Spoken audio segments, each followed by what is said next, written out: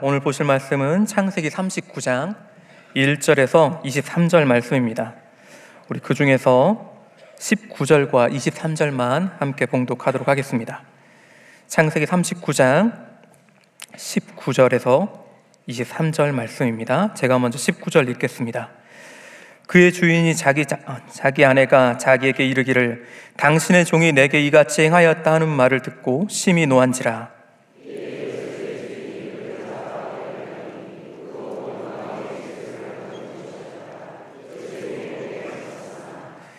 여호와께서 요셉과 함께 하시고 그에게 인자를 더하사 잔수장에게 은혜를 받게 하시매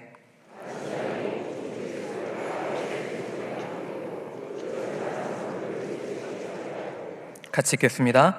간수장은 그의 손에 맡긴 것을 무엇이든지 살펴보지 아니하였으니 이는 여호와께서 요셉과 함께 하심이라. 여호와께서 그를 범사에 형통하게 하셨더라. 아멘. 예, 안녕하세요. 저는 열정마을을 담당하고 있는 전종신 목사입니다. 오늘도 우리 호산나 교회를 담당하시고 또 우리 3부 예배 나오신 우리 모든 성도님들 가운데 하나님의 함께하심이 그리고 하나님의 형통하심이 각 가정 가운데 함께하기를 소망합니다.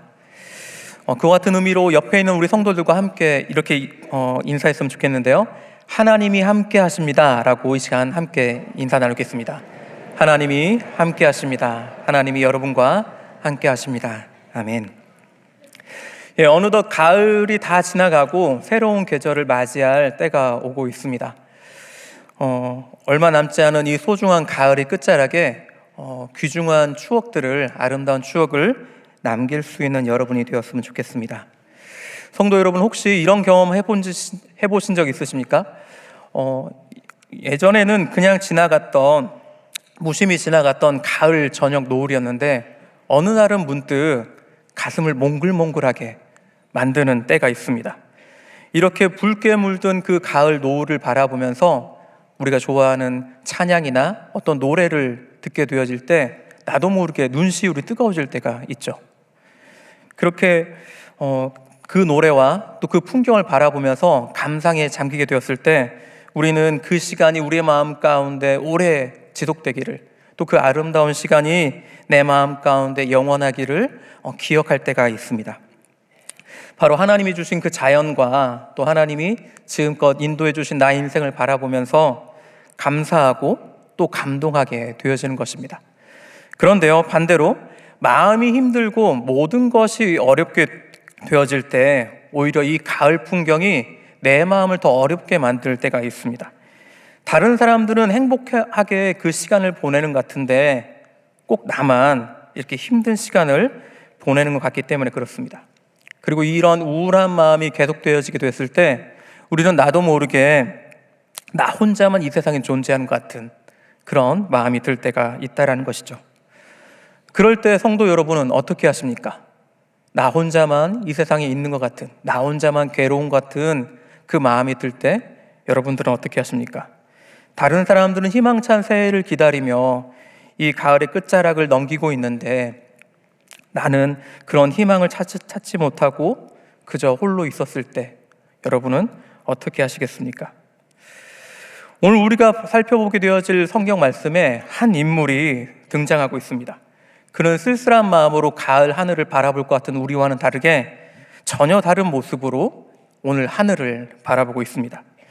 바라기는 오늘 말씀을 통해 그가 어떻게 그 힘든 상황 속에서도 평안하게 가을 하늘을 바라볼 수 있었는지, 가을 저녁 노을을 바라볼 수 있었는지 그 비밀을 깨달았으면 좋겠습니다. 그리고 오늘 저녁에 우리들도 그와 동일한 마음으로 가을 저녁을 바라보며 한 찬양을 읊조릴 수 있는 그런 은혜가 있길 바랍니다. 오늘 우리가 살펴볼 성경 가운데 나오는 인물은 바로 하나님이 함께 하시고 형통케 하셨던 사람 요셉입니다. 요셉은 그의 아버지 야곱처럼 하나님께서 주신 특별한 꿈으로 부름받은 사람이었습니다. 창세기 37장에 나오는 요셉을 보게 되어지면 그가 17살 되던 해에 하나님의 뜻이 있는 두 가지 꿈을 꾸게 됩니다. 하지만 요셉은 이 꿈으로 인하여서 형제들과의 관계가 어려워지게 되어지죠. 왜냐하면 형들을 무시한 이 꿈을 이 형들이 그냥 받아줄 수 없기 때문에 그렇습니다. 그러나 그의 아버지 야곱은 이 꿈을 그의 마음에 간직했다라고 말을 합니다. 왜냐하면 하나님께서 자신에게도 천국의 사닥다리 꿈으로 함께 하셨는데 이 아들에게도 이 말도 안 되는 꿈이지만 그와 함께 하실 수 있다라고 생각이 되었기 때문에 그렇습니다. 또한 요셉은 도덕적으로 올바르며 정직한 성품을 가지고 있는 사람이었습니다. 때때로 요셉의 형들은 양떼를 치면서 아버지가 알면 안 되는 일들을 종종 하곤 했었습니다. 하지만 요셉은 그런 그들의 잘못에 함께하지 않았습니다. 왜냐하면 잘못된 일에는 함께해서는 안 된다라고 그의 신앙이 그에게 말하고 있었기 때문에 그렇다는 것이죠. 바로 그는 그의 신앙을 따라 올바르게 행동하는 사람이었던 것입니다. 뿐만 아니라 요셉이 이러한 신앙은 그를 더욱 충실한 사람으로 만들어갔습니다. 요셉이 아버지 심부름을 따라서 형들을 만나러 가게 되었을 때 형들은 원래 있었던 장소에 있지 않았습니다. 하지만 요셉은 형들이 어디에 있는지를 알게 되고 30km나 더 떨어져 있는 도단까지 가는 수고를 마다하지 않은 것을 우리가 알고 있습니다. 아버지가 시킨 일을 완성하기 위해서는 어떠한 수고도 감수해야 된다라고, 감내해야 된다라고 그는 생각하고 있었던 것입니다. 이처럼 요셉은 하나님의 부르심과 정직한 행동 그리고 충실함까지 두루 갖춘 바로 신앙의 인물이었다라는 것이죠. 이처럼 요셉은 이런 강인한 성품과 신앙이 있었기 때문에 노예로 전락하는 인생의 최대 위기가 찾아왔음에도 불구하고 그 인생을 포기하지 않고 나아갈 수 있었던 것입니다. 우리가 알다시피 요셉은 자신의 그 형제들에 의해서 노예로 팔려가는 엄청난 충격을 받아야만 했습니다. 한번 생각해 보시기 바랍니다. 요셉은 얼마 전까지만 해도 집안에서 가장 사랑받는 아들이었으며 또 장차 가문의 그 장자권을 이어받을 잠재적인 상속자로 대접받던 사람이었습니다. 그런데 그런 그가 한순간에 애굽의 노예로 전락하고 만 것입니다. 이는 가장 존귀한 자리에서 가장 낮은 위치로 떨어진 것을 의미합니다. 특히나 그 당시 노예는 주인이 언제든지 쓰다가 버려도 되는 그런 일회용과 같은 존재들이었습니다. 자존감 물론 생명의 위협까지도 느낄 수 있는 자리가 바로 그 자리였던 것이죠. 만약 우리의 삶 가운데 이런 어려움이 생겨난다면 우리는 어떻게 했겠습니까? 아마 쉽게 그 충격을 감내하기가 어려웠었을 것입니다. 그런데요, 요셉은 그렇지 않았다라는 것이죠.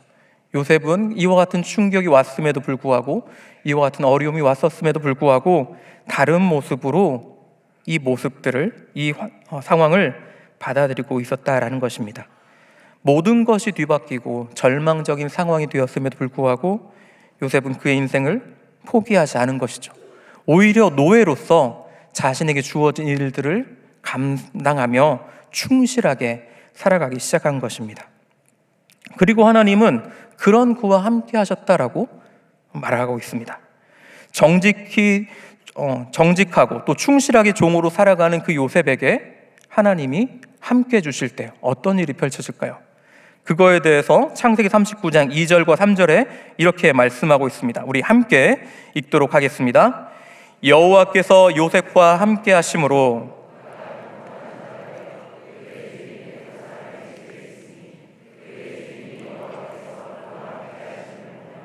또 여호와께서 그의 범사에 형통하게 하심을 보았더라. 아멘. 하나님이 함께 하심으로 그가 하는 일이 잘 되었다라고 얘기합니다. 하나님이 함께 하심으로 형통하게 되어진 것이죠. 그래서 주인의 눈에 띄게 된 것입니다.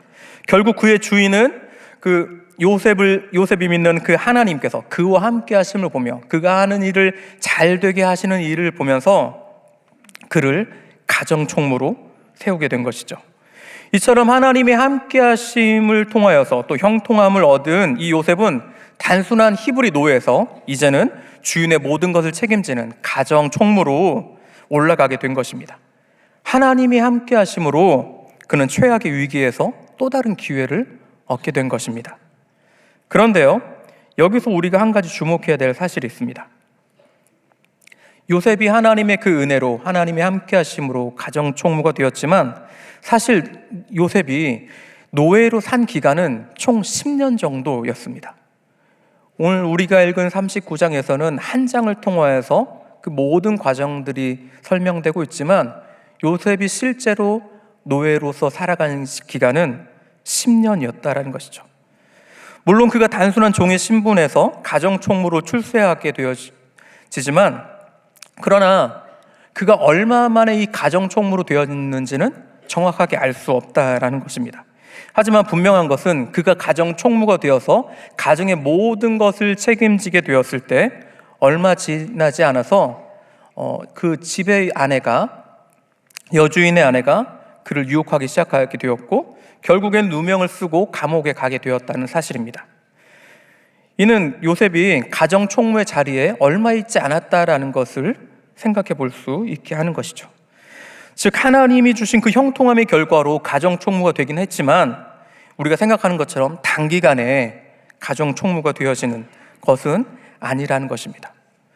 요셉은 상당히 오랜 시간을 그냥 평범한 종으로 지내고 있었다는 것이죠.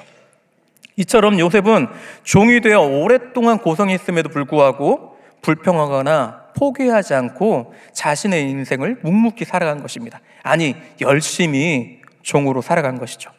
어떻게 그는 이렇게 할 수가 있었을까요?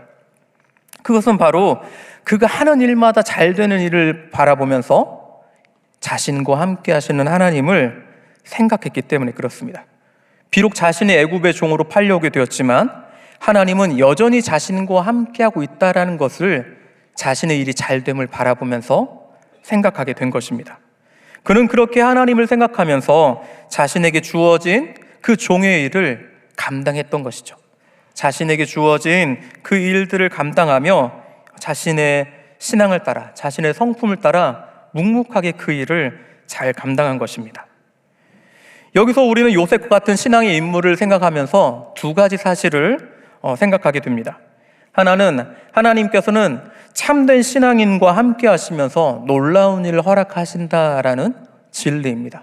하나님은 참된 신앙인의 사람들을 사용하신다라는 것이죠. 그리고 또 다른 하나는 하지만 나는 그런 신앙인과는 거리가 멀다라는 자괴감입니다. 하나님께서 신앙인들을 잘 사용하시지만 그러나 나는 그런 신앙인들과는 거리가 멀다라는 것이죠.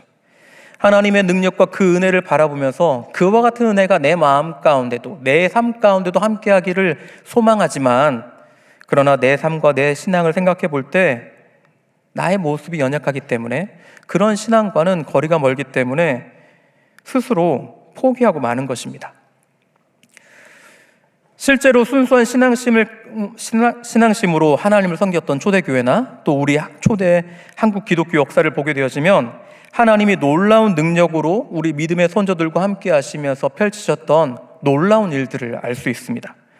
이처럼 한국교회는 믿음의 그 선조들과 함께 하시는 하나님의 은혜 속에 성장했고 또 많은 풍요를 누리게 된 것이죠. 하지만 시간이 흐른 지금 어떻습니까? 우리는 우리 삶 속에 역사하신 하나님을 점점 찾아보기 힘들게 되었습니다. 이전에 하나님께서는 한국교회에 부흥을 허락하셨는데 지금은 이 한국교회에 부흥의 물결이 보이지 않는 것입니다. 또한 우리도 바쁜 현대를 살다 보니 점점 하나님의 말씀을 묵상하기가 힘들어지게 된 것이죠. 먹고 살기 위해서는 열심히 일해야 했고 또 남들에 뒤처지지 않기 위해서 자녀 양육에 신경 쓰다 보니 자연스럽게 하나님과 함께할 시간이, 하나님을 생각할 시간이 줄어들게 된 것입니다. 나의 신앙 하나 지키는 것조차 버거워진 것이 바로 우리들의 모습이다라는 것이죠. 그렇다 보니 우리의 신앙은 점점 쇠퇴하게 되었고 예전처럼 하나님의 능력과 역사하심이 우리 주변에서 일어나는 것이, 또 내 안에 일어나는 것이 사라지게 되었다라는 것입니다. 아니, 사실 우리 스스로가 하나님의 그 능력을 간구하기를 주저하고 있는 것입니다. 우리가 교회는 나가지만 우리 일상생활이 하나님의 말씀하시는, 성경이 말하는 그 신앙의 수준을 따라가기가 버겁다라고 스스로 생각하기 때문에 그렇습니다. 내가 하나님을 믿고 있다라고는 자신 있게 말할 수 있지만 내가 그 하나님께 순종한다라고는 말하기를 주저하는 것입니다. 왜냐하면 믿음의 사람처럼 신앙을 지키려다가는 많은 위험 부담을 감수해야 된다라는 부담감이 우리의 마음 가운데 있기 때문에 그렇습니다. 오늘 본문이 말하듯 요셉이 감당했던 위기는요, 종으로 팔려가는 것이 전부가 아니었습니다. 하나님 앞에서 범죄치 않으려고 여주인의 유혹을 뿌리쳤지만 결국 그에게 돌아온 것은 누명이었고 감옥이었다라는 것입니다. 하나님의 사람으로 굳건히 신앙을 지키려고 노력했지만 그에게 돌아온 건 원치 않는 결과와 고난뿐이었다라는 것이죠. 마찬가지입니다. 요즘 같은 세상에서 우리가 신앙인으로서 그리고 또 합법적으로 이 세상을 살아가려고 했었을 때 쉽지 않다라는 것을 우리는 본능적으로 느낀다라는 것이죠. 통계학적으로도 낮게 잡아도 우리나라의 기독교 인구가 18% 정도라고 합니다.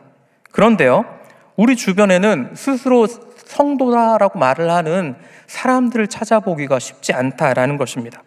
이런 사회적 분위기 속에서 어느 누구 하나 하나님을 믿는다라고, 나는 성도다라고 말하기를 주저하는 이 세상 가운데서 내가 그리스도인다 말하는 것, 눈치가 보인다라는 것이죠. 아니, 식사 시간조차도 남들 앞에서 기도하는 게 신경 쓰인다라는 것입니다. 내 믿음이 이렇게 연약해지다 보니, 그리고 세상 분위기가 이렇게 변하다 보니 우리는 하나님을 믿는다고 말하지만 그것을 입 밖으로 꺼내기를 주저하는 것이죠. 결국 우리는 일주일 중에 엿새를 하나님을 믿지만 세상 사람처럼 살아가고 있는 것입니다. 그러나 그렇게 살아가게 되어진 결과가 어떻습니까? 우리가 교회는 나오지만 이전처럼 하나님께 예배드리며 기쁨을 누리는 그 은혜가 점점 줄어들고 있습니다. 또한 신혼 때보다는 더 많은 것을 지금 가지고 누리고는 있지만 우리 가정에 점점 행복이 사라져가는 것을 느끼게 됩니다. 또 우리는 여전히 교회에 출석하고 하나님께 예배드리지만 어느 날부터인가 우리의 자녀는 교회 가기를 꺼려하고 있는 것이죠. 그리고 늦가을 어느 추운 오늘 같은 날, 모든 것이 내 마음대로 되지 않고 또 도저히 이 일이 풀리지 않을 것 같다라는 느낌이 들게 되었을 때, 그리고 어느 누구 하나 나와 함께 하지 않는다라고 그런 마음이 들게 되었을 때, 그날 저녁 뉘엿뉘엿 지어가는 그 가을 저녁 노을을 바라보며 왜 나만 이런 어려움을 겪어야 하는가라는 생각이 드는 것입니다. 그래도 하나님을 믿기에 하나님께 기도합니다. 하지만 어떻습니까? 하나님은 그런 우리에게 바로 응답해 주시지 않습니다. 그렇기 때문에 응답해 주시지 않는 하나님을 바라보며 때때로는 내가 구원받은 사람은 맞는가 하는 생각까지도 든다라는 것이죠. 만약 우리의 자녀들에게 이와 같은 영적 위기가 찾아온다면 우리는 어떻게 해야 될까요? 우리는 우리의 자녀들에게 어떻게 말해줘야 할까요? 바로 오늘 본문에 그 답이 있습니다. 요셉은 여주인을 성추행하려 했던 제목으로 감옥에 갇히게 됩니다. 사실 그 당시 종의 신분이라면 당장 사형에 처해지는 게 그 당시 법이었습니다. 그러나 요셉을 지금껏 지켜봤던 주인은 그것이 요셉의 죄가 아님을 나중에 알게 되어지고 그를 미결수로서 감옥에 가두게 되어집니다. 당시 개방적인 그 정조관을 가지고 있었던 애굽의 여인의 말보다는 지금껏 성실함을 보여줬던 요셉의 말을, 또 요셉의 행실을 더 신뢰했기 때문에 그렇습니다. 하지만 그의 주인은 요셉을 감옥에서 빼주진 않았습니다. 자기 부인의 잘못을 드러내면서 인정하면서까지 자신의 얼굴에 먹칠할 수는 없었기 때문에 그렇다는 것이죠. 주인에게 있어 요셉은 딱 그 정도였던 것입니다. 비록 자신의 재산을 불려주고 성실하게 일을 하는 가정 총무이지만 나에게 손해가 된다고 생각이 들면 언제든 잊혀져도 되는, 언제든 버려도 되는 존재가 바로 요셉의 존재였던 것이죠. 요셉의 가치는 딱 그 정도였던 것입니다. 이렇게 요셉은 또다시 한번 자신을 믿어줬던 사람에게 배신을, 버림을 받게 되어진 것입니다. 두 번씩이나 최고의 자리에서 가장 낮은 자리로 떨어지고 만 것입니다. 그때 요셉의 마음이 어땠을까요? 그리고 그런 요셉의 인생을 바라보면서 어느 누가 다시 햇빛을 볼 수 있다라고 감히 말해 줄 수 있을까요? 그러나 오늘 21절의 말씀은 이와 같이 말씀합니다. 여호와께서 요셉과 함께 하시고 그에게 인자를 더하사 간수장에게 은혜를 받게 하시매. 종되었던 집에서 함께 하신 하나님께서 감옥에 갇힌 요셉과도 여전히 함께 하셨다라고 말하고 있습니다. 그리고 여기에 한 가지가 더 추가됩니다. 바로 인자를 더하사라는 말입니다. 이것을 성경 원어로 보게 되어지면 인자를 보이셨다라는 뜻입니다. 이 같은 표현은 구약 성경에서 여기에서만 찾아볼 수 있는 표현으로 등장하고 있습니다. 특히 여기에 쓰인 인자, 이 헤세드는 기도할 때 역사하시는 하나님을 묘사하고 있습니다. 즉 요셉이 기도하고 있었을 때 이 기도에 응답하시는 하나님의 인자하심을 말하고 있는 것입니다. 그 말인즉슨 요셉은 어느 누구도 자신을 찾아오지 않고 또 자신을 신뢰하지 않고 있는 그때 아무 희망도 없는 그 감옥이지만 하나님만은 자신과 여전히 함께 계심을 생각하면서 하나님께 기도하고 있었던 것입니다. 또다시 믿는 사람에게 배신당하고 또 이 감옥에서 풀려날 가능성은 전혀 보이지 않지만 그러나 하나님만은 자신과 여전히 함께 계심을 깨닫게 해달라고, 하나님이 여전히 함께 계심을 깨닫게 해달라고 기도하고 있었다라는 것이죠. 그리고 하나님은 그런 요셉의 기도에 오늘 인자로 응답하신 것입니다. 우린 여기서 이 사실을 기억해야 합니다. 우리 삶 가운데 고난이 찾아와 정신적으로 또 육체적으로 모든 것이 무너져서 이 세상에서 나 혼자라고 생각이 들 때, 그리고 우리와 함께한 사람이 아무도 없다고 생각이 드는 그때에 우리는 여전히 하나님은 나와 함께하고 계시다, 이 사실을 기억하며 기도해야 한다는 것입니다. 우리가 이런 믿음을 가지고 나와 함께 계시는 하나님을 생각하게 되어질 때 하나님은 인자하심으로 우리에게 역사하시는 것입니다. 성도 여러분, 하나님은 구원받은 우리와 언제나 함께 하십니다. 하나님은 하나님께서 선택하시고 구원하신 우리들과 언제나 영원히 함께 하십니다. 그리고 그런 우리와 언제나 동행하길 바라십니다. 이것이 하나님의 성품이며 섭리의 이유인 것입니다. 그러나 우리가 우리의 마음을 열어주지 않는다면 하나님은 우리의 삶 가운데 역사하시지 않습니다.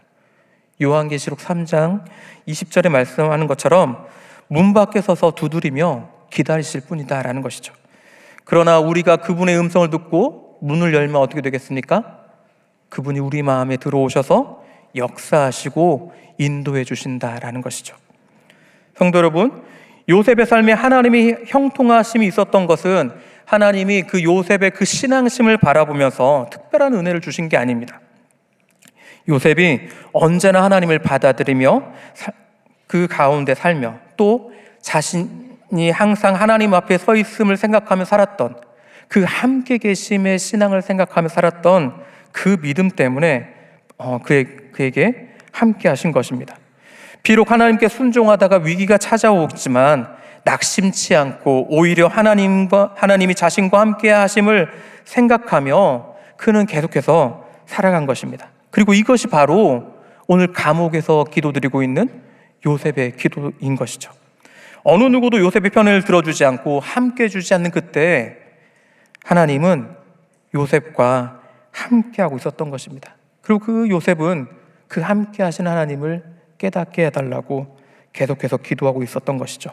자신이 범죄자가 아니라 실패자가 아니라 언제나 하나님이 함께 하시는, 함께 계시는 하나님의 자녀임을, 하나님의 백성임을 알게 해달라고 기도하고 있었던 것입니다. 그리고 하나님은 그런 요셉의 기도에 인자로 헤세드로 응답하신 것입니다. 이것이 바로 오늘 본문에 나오는 하나님이 함께 계실 때 일어나는 인자하심, 헤세드인 것입니다. 성도 여러분, 하나님이 우리의 삶 가운데 형통하게 역사하시길 바라십니까? 하나님이 우리의 삶을 인도하시고 주장하시고 우리를 충만케 하시길 바라십니까? 그렇다면 하나님이 지금도 우리와 함께 계심을 기억하시기 바랍니다. 이 예배 첫뿐만 아니라 우리가 집에 갔을 때도, 우리가 학교에 갔을 때도, 직장에 있을 때도, 아니 나 혼자 있을 때도 하나님은 내 옆에 항상 함께 계십니다. 그 하나님을 묵상하시기 바랍니다. 그 하나님께서 나에게 어떤 말씀을 하실지를 기대해야 한다라는 것이죠. 그리고 그분께 우리의 마음을 열어야 한다라는 것입니다. 우리와 언제 함께 하시는 그 하나님을 생각하며 우리의 마음을 열고 그분을 받아들이고 그분의 말씀대로 살아가려고 노력해야 한다라는 것이죠. 비록 믿음 가운데 고난이 찾아온다 할지라도 성도 여러분, 여전히 그 하나님께서 나와 함께 하심을 생각하며 바로 옆에 계신 그 하나님께 기도하시기 바랍니다. 세상 사람들은 나를 바라보며 실패자라고 말하지만 하나님이 나와 여전히 함께하고 있음을 믿습니다. 그러니 하나님, 나에게 말씀해 주십시오. 나로 하여금 깨닫게 해달라고 우리가 기도해야 한다는 것이죠. 그렇게 되어질 때 하나님이 역사하신다라는 것입니다. 하나님이 우리 삶을 주장하시고 보호하시고 섭리하실 거라는 것이죠. 물론 이와 같은 하나님의 인자하심이 우리가 원하는 때 이루어지지는 않을 수 있습니다. 우리가 다락방 나눔을 통하여서 함께 이 어려움을 나누고 또 성도들을 통하여서 위로받고 격려를 받지만 하나님의 역사하심이 바로 이루어지지 않을 수 있다는 것이죠. 여전히 문제가 해결되지 않고 언제 이 문제가 끝날지 모를 수도 있습니다. 실제로 이후 요셉은요, 남들을 도와주고 또 다른 이의 꿈을 해석해 줍니다. 하지만 요셉은 그 감옥에서 3년을 살아야 했습니다. 여전히 하나님이 함께 하시지만, 하나님의 인자하심이 함께 하시지만 그는요, 그 감옥에서 계속 산 것입니다. 또한 그 일생을 바라보게 되어지면 그의 아버지 야곱처럼 환상 중에 말씀하시는 하나님을 직접 경험한 일이 없습니다. 물론 꿈을 깨닫게는 해주시지만 직접 말씀은 안 해주셨다라는 것이죠. 그러나 성경은 요셉에 대해서 이렇게 말합니다. 하나님이 요셉과 함께 하셨다. 직접 말씀은 해주시지 않지만 하나님이 요셉과 함께 하셨다라고 말하고 있습니다. 하나님이 이처럼 요셉과 함께 하시며 하나님의 뜻을 깨닫게 해주시고 하나님의 섭리를 이루어 가신 것입니다. 마찬가지입니다. 하나님은 구원받은 우리와도 여전히 함께 하고 계십니다. 지금도 함께 하고 계시고 또 우리를 깨닫게 하시고 우리를 통하여 하나님의 섭리를 이루어가고 계십니다. 성도 여러분, 이 사실이 여러분에게 힘이 되었으면 좋겠습니다. 이제 가을에서 겨울로 넘어가는 이 시기에 하나님의 이 함께 계심이 여러분에게 새로운 희망이 되었으면 좋겠습니다. 그래서 우리와 함께 계신 하나님을 생각하며 믿음으로 오늘 하루를 또 살아가는, 그리고 인내하는, 그리고 기도하는 여러분이 되길 바랍니다. 우리가 이렇게 살아가게 되어질 때 하나님이 원하시는 어느 날 우리는 나와 동행하시는 하나님을, 역사하시는 하나님을, 그리고 우리 자녀의 삶에도 함께 계시는 그 하나님을 보게 될 것입니다. 그리고 그런 우리를 통하여서 세상은 하나님의 살아계심을 바라보게 될 것입니다. 그와 같은 은혜가 우리 호산나 교회 모든 성도님을 통하여 이 땅 가운데 펼쳐지기를 예수님의 이름으로 축원드립니다. 이제 함께 기도하겠습니다.